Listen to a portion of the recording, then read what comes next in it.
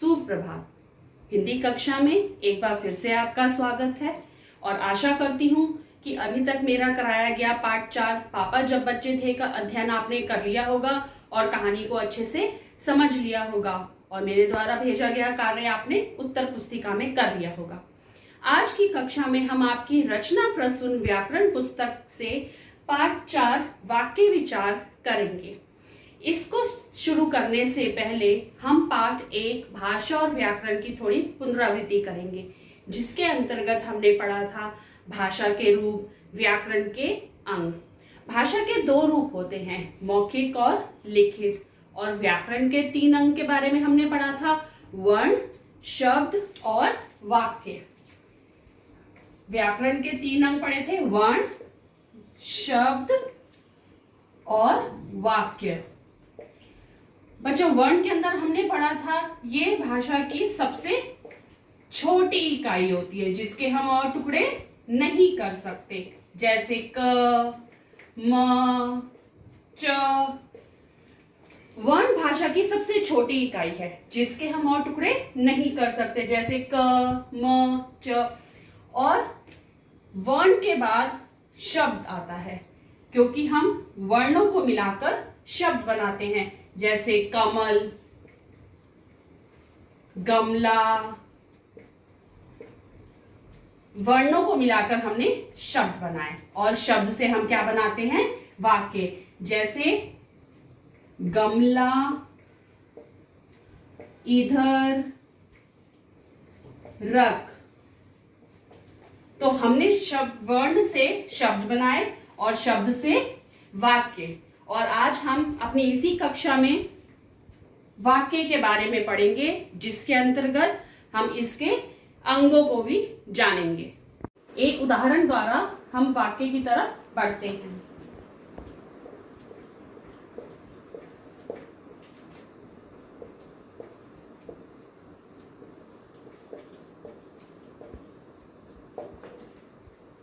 है पढ़ रहे बच्चे, ये केवल शब्द हैं। वर्णों से हमने शब्द बनाए, लेकिन ये शब्द अर्थपूर्ण वाक्य नहीं है। अब हम इसको एक अर्थपूर्ण वाक्य में लिखेंगे, जैसे बच्चे पढ़ रहे हैं, पूर्ण विराम। यहां हमने पूर्ण विराम इसलिए लगाया क्योंकि हमारा ये वाक्य पूर्ण हो गया और सार्थक है। अब ये वाक्य हमारा सार्थक है क्योंकि इसका अब एक अर्थ निकलता है। तो वर्णों के सार्थक समूह को हम शब्द कहते हैं और सार्थक शब्दों से हम जिसमें कोई भाव या विचार व्यक्त होता है उसे हम वाक्य कहते हैं। जैसे इस वाक्य से भाव प्रकट हो रहा है कि बच्चे पढ़ रहे हैं। एक और उदाहरण द्वारा हम इस उदाहरण को समझेंगे। गाय रही है खा घास।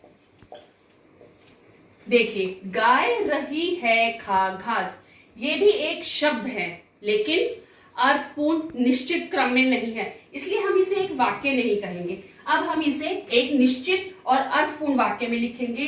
गाय घास खा रही है।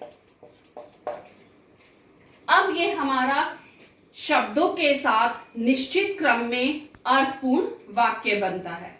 अब हम वाक्य को उसकी परिभाषा से समझते हैं। तो वाक्य की परिभाषा, सार्थक शब्दों, सार्थक मतलब अर्थपूर्ण, जिन शब्दों का कोई अर्थ होता है हम उसे सार्थक शब्द कहते हैं। सार्थक शब्दों का ऐसा समूह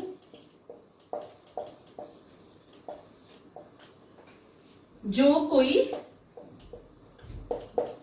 भाव या विचार स्पष्ट करता है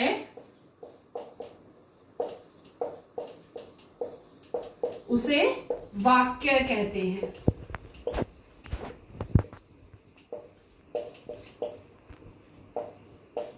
जैसे अभी हमने पढ़ा, बच्चे पढ़ रहे हैं, गाय घास खा रही है।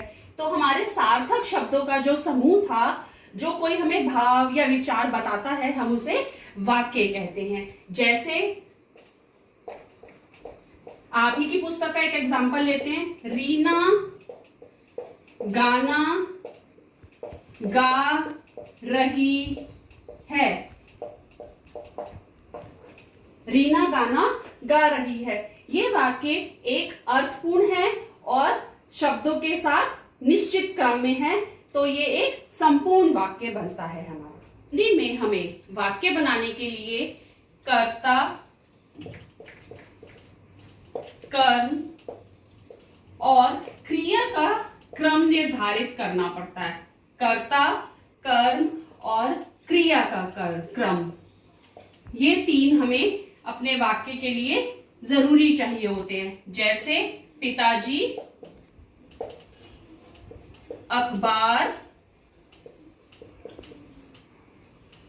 पढ़ रहे हैं।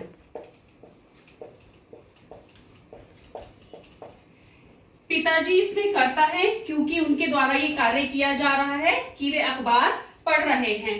कर्म हमारा अखबार है और पढ़ रहे हैं क्रिया है।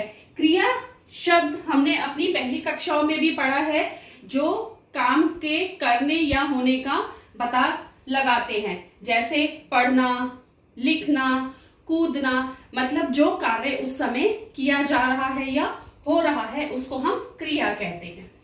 अब इन उदाहरण को देखते हैं कि ये अपने एक निश्चित क्रम में नहीं है, केवल शब्द हैं और इनका कोई निश्चित अर्थ भी नहीं निकलता है। अब हम इन्हें इनके निश्चित क्रम में लगाते हैं और इनको एक अर्थपूर्ण वाक्य बनाते हैं। जैसे प्रकाश है देता सूर्य, इसका सही क्रम है सूर्य,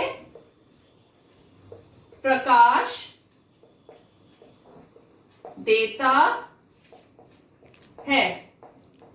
अब ये अपने सही क्रम में लग गया, तो ये हमारा एक अर्थपूर्ण वाक्य हो गया, जिसका ये अर्थ निकलता है कि सूर्य प्रकाश देता है।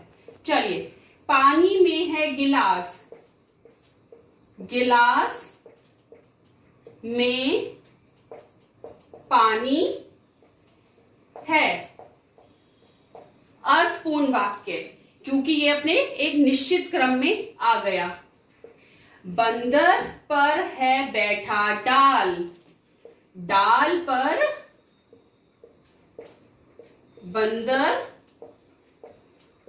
बैठा है।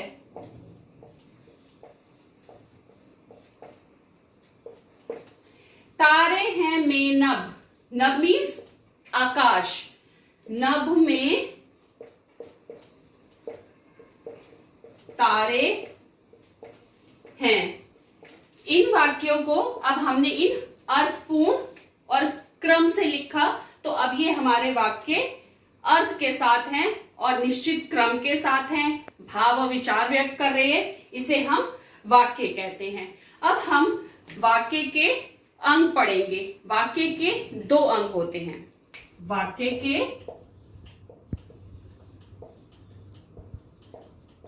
अंग, वाक्य के अंग के अंतर्गत उद्देश्य और विधेय आते हैं। उद्देश्य और वाक्य के दो अंग हैं, उद्देश्य और विधेय। सबसे पहले हम उद्देश्य के बारे में पढ़ेंगे। उद्देश्य, वाक्य में जिसके बारे में कुछ कहा जा रहा है उसे हम उद्देश्य कहते हैं, जो उसके बारे में कहा गया है। वाक्य में जिसके बारे में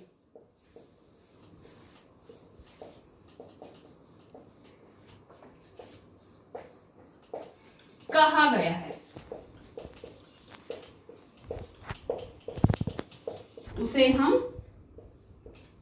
उसे उद्देश्य कहते हैं।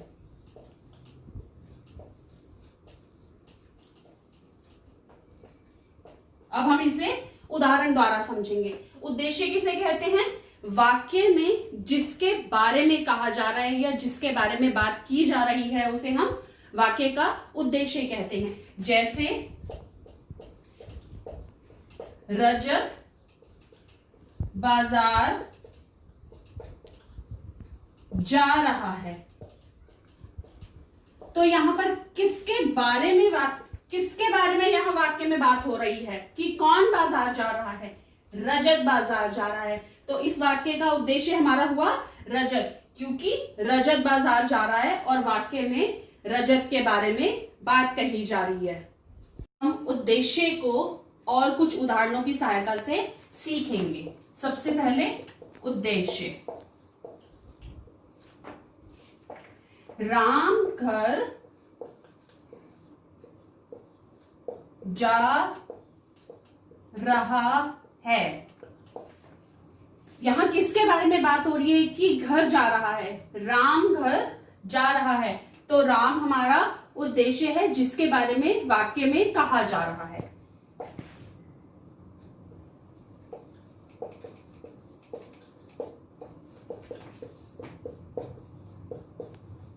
मछलियां तालाब में तैर रही हैं।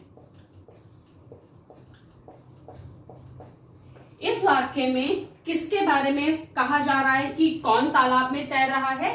मछलियां। तो मछलियां हमारा उद्देश्य है।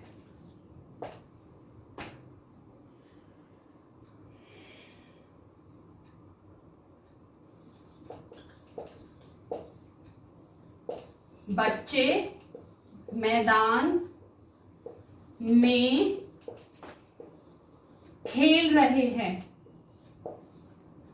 इस वाक्य में हमारा उद्देश्य बच्चे हैं, क्योंकि बच्चों के बारे में बात हो रही है कि बच्चे मैदान में खेल रहे हैं। विधेय के बारे में पढ़ेंगे। विधेय। विधेय वाक्य का वह भाग है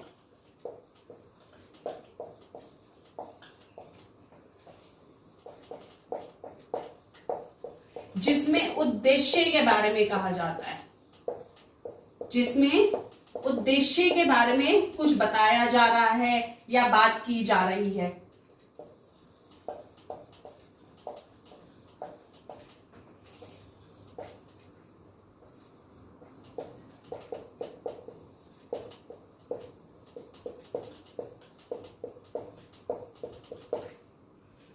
विधेय वो है जिसमें उद्देश्य के बारे में बात की जा रही है, मतलब उद्देश्य को छोड़कर। जैसे घोड़ा दौड़ रहा है। अब इसमें हमें उद्देश्य को छोड़कर जो है वो हमारा विधेय है। जैसे घोड़ा क्या होता है? हमारा उद्देश्य। और यहां हम विधेय के बारे में बता रहे हैं जो दौड़ रहा है। दौड़ रहा है हमारा विधेय है। और घोड़ा वाक्य में अभी हमने पढ़ा था उद्देश्य वो होता है जिसके बारे में बात की जा रही हो, और विधेय जिस उद्देश्य के बारे में बात की जा रही हो। तो यहां हम घोड़े के बारे में बात कर रहे हैं, तो घोड़ा हमारा उद्देश्य है और दौड़ रहा है हमारा विधेय होता है इसमें। ये आपकी पाठ्य पुस्तक से ही मैंने कुछ उदाहरण लिए हैं, जिसमें पहले हम उद्देश्य छाटेंगे। उद्देश्य वो होता है जिसमें वाक्य के बारे में कुछ कहा जा रहा है। जैसे माता जी पढ़ा रही हैं, तो किसके बारे में बात हो रही है यहाँ पर? माता जी। तो माता जी हमारा उद्देश्य है जिनके बारे में हमें बताया जा रहा है। कुत्ता पालतू जानवर है, तो इस वाक्य में उद्देश्य हमारा हुआ कुत्ता। दादाजी पौधों को पानी दे रहे हैं। पौधों को पानी दे रहे हैं, कौन दे रहे हैं? दादाजी। तो दादाजी के बारे में वाक्य में बात हो रही है। पिताजी अखबार पढ़ रहे हैं। पिताजी के द्वारा अखबार पढ़ा जा रहा है, पिताजी के बारे में वाक्य में बात हो रही है। सूरज छिप गया। अब इन वाक्यों में हमने उद्देश्य को रेखांकित किया है और ये उदाहरण मैंने आपकी पुस्तक से लिए हैं। अब हम विधेय को इसके कुछ उदाहरणों द्वारा अच्छी तरह से समझेंगे। विधेय हमारा वाक्य का वह भाग है जिसमें उद्देश्य के बारे में हमें कुछ कहा जाता है या बताया जाता है। उदाहरण देखिए, पहला, कमला मंदिर जा रही है। तो हमारा इसमें उद्देश्य क्या है? कमला, क्योंकि कमला के बारे में यहाँ वाक्य में बात हो रही है, तो कमला मंदिर जा रही है, यह हमारा विधेय हुआ। पुजारी प्रसाद बांट रहा है। प्रसाद बांट रहा है हमारा विधेय है। मोर नाचता है। मोर क्या है? हमारा उद्देश्य। इसके बारे में जो हम बात बता रहे हैं वे है नाचता है। उद्देश्य हुआ हमारा मोर और नाचता है विधेय। अध्यापक पढ़ा रहे हैं। किसके द्वारा पढ़ाया जा रहा है? अध्यापक के द्वारा। तो किसकी बात हो रही है? अध्यापक की, कि वे पढ़ा रहे हैं। श्री कृष्ण ने गोवर्धन पर्वत को उठाया था। गोवर्धन पर्वत को उठाया था। राम ने शिव का धनुष तोड़ा। शिव का धनुष तोड़ा। आपकी पुस्तक के पेज नंबर 24 की एक एक्सरसाइज लेती हूँ, जिसमें दिए गए रिक्त स्थान पर हमें उपयुक्त उद्देश्य लिखकर वाक्य पूरा करना है। तो क देखिए, सूर्य के चारों ओर चक्कर लगाती है। पृथ्वी, पृथ्वी सूर्य के चारों ओर चक्कर लगाती है। ने छात्रों से सही समय पर आने को कहा। अध्यापिका या अध्यापक, अध्यापिका ने बच्चों से सही समय पर आने को कहा। चूहों के पीछे दौड़ी। कौन दौड़ती है चूहों के पीछे? बिल्ली। बिल्ली चूहों के पीछे दौड़ी। अगला, हिंदुओं की पवित्र नदी मानी जाती है। किसको कहा जाता है हिंदुओं की पवित्र नदी? गंगा नदी को पवित्र नदी कहा जाता है। और कहाँ फूल खिलते हैं? बाग में, बगीचे में फूल खिलते हैं।